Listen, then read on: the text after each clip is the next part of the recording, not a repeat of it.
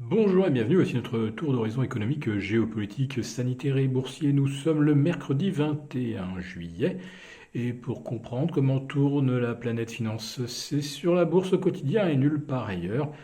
L'épisode du jour sera intitulé Fausse alerte et reprise en V. Le trou d'air de lundi sera donc un trou d'air. Pas de relais vendeurs, pas de désengagement, de grosses mains et pas d'inversion de la tendance, bien que de nombreux supports aient été cassés lundi en France, sur le CAC, sur le DAX en Allemagne et même sur l'Eurostoxx, retombé largement en dessous des 4000 points. Tous ces anciens supports viennent d'être reconquis, et on va dire de façon magistrale, brillante, avec un CAC 40 qui reprend donc plus 2,6% en 48 heures, 0,80 mardi, 1,8% ce mercredi, et ce n'est peut-être pas terminé.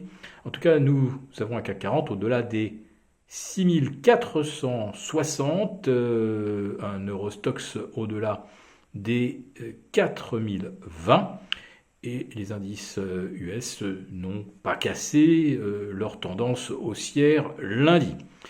C'est donc reparti encore plus fort, bien que chaque jour voit les messages alarmistes sur la propagation du variant Delta et donc la nécessité de mettre en œuvre des mesures de restriction sanitaire.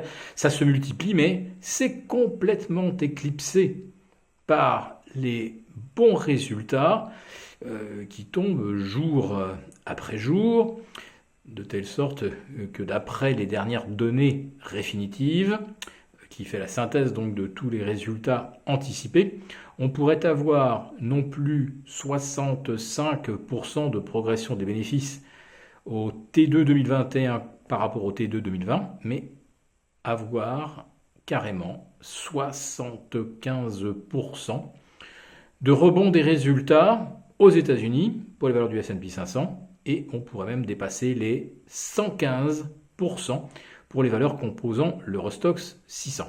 Bien sûr, les situations ne sont pas comparables. Aux États-Unis, certes, il y avait eu des restrictions sanitaires, mais pas une fermeture complète de l'économie, comme on a pu l'observer en France, dans la plupart des pays européens, à l'exclusion des pays scandinaves, qui n'ont jamais totalement refermé leurs économies, et dont les résultats sanitaires finalement sont assez comparables à ce que l'on a obtenu dans d'autres pays où l'on a mis délibérément à l'arrêt le commerce, l'industrie, les loisirs. C'est donc justement dans les secteurs du commerce, de l'industrie, que les résultats, les progressions sont les plus spectaculaires. En ce qui concerne les services, eh bien, vous avez tout ce qui a trait à la stay-at-home économie qui enregistre naturellement de très bons résultats, mais sans être phénoménalement plus élevé qu'au deuxième trimestre 2020, car ces services justement de type stay-at-home n'avaient pas été touchés. Voilà. Nous assistons également à un mouvement de détente des marchés obligataires depuis presque 2 mois, qui là aussi redonne, on va dire, l'avantage aux actions, en tout cas un surcroît de primes. Et après qu'on ait vu le 10 ans américain tomber vers 1,13, nos OAT repasser de 0,30 à moins 0,08, on retrouve donc là des conditions de taux qui sont les meilleures qu'on ait connues depuis fin janvier aux États-Unis, fin février en Europe.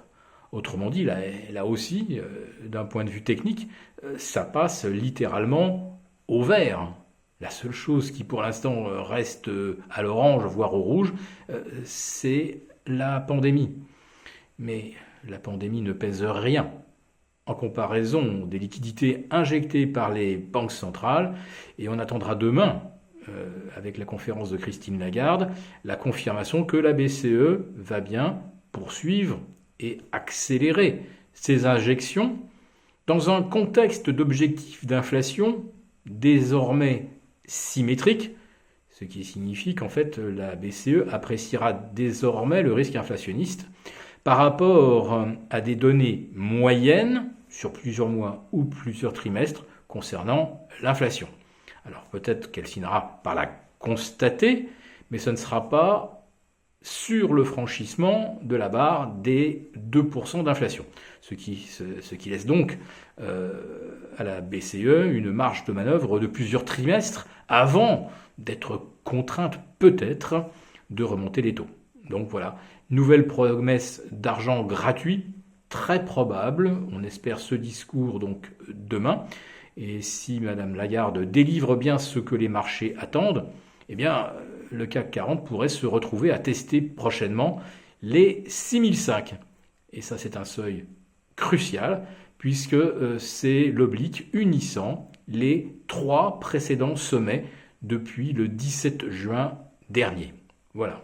Donc rendez-vous peut-être dès demain à 6005 et on peut dire que là véritablement ce sera le tournant où le CAC rechute, où le CAC s'affranchit définitivement de toutes les craintes liées à la fermeture des économies pour cause sanitaire.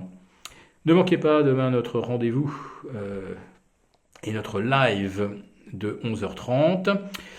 Et nous vous retrouverons également pour ce point quotidien dès demain en début d'après-midi. Bonne journée.